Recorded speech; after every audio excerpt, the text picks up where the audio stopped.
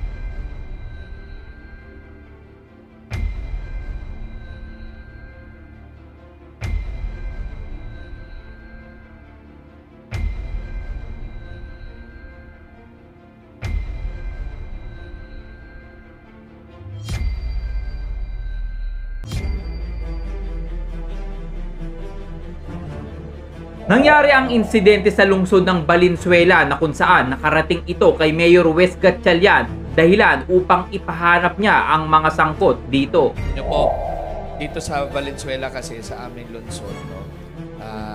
Tahimik ko kami. Bihira ko kami I don't even recall kung may insidente tayo ng mga ganyang mga siga-siga na naglalabas ng baril, no? Halos wala kami insidente. Siguro meron man dito.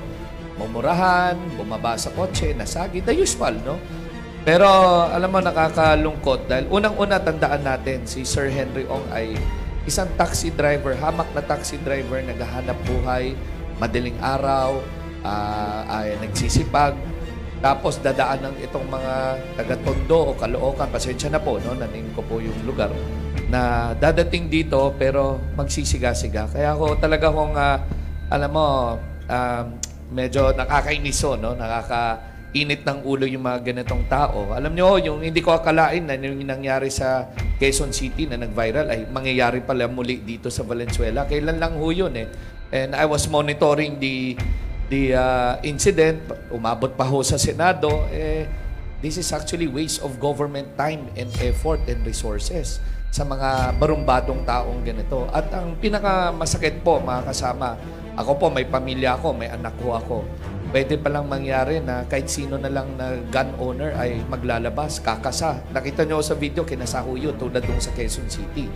At magsisiga-siga na lang sa lansangan ho natin. Paano kung nangyari sa pamilya natin? Paano kung may bata dun sa sasakyan at accidentally na putukan, no?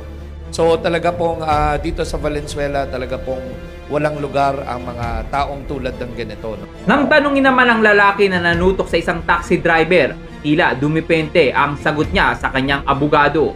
Sir, bakit po natagalan bago kayo sumuko po after the viral video? Bakit po? Hindi naman po natagalan, kaya nandito po ako. Para surrender po kay Mayor yung Bakit nyo po nilabasan ng baril yung taxi driver? Ano po ba? Uminit yung ulo nyo? Or medyo naano po kayo sa pagkaka-encounter nyo po sa kanya? Pasensya na po, hindi ko po masasagot ang inyong katanungan.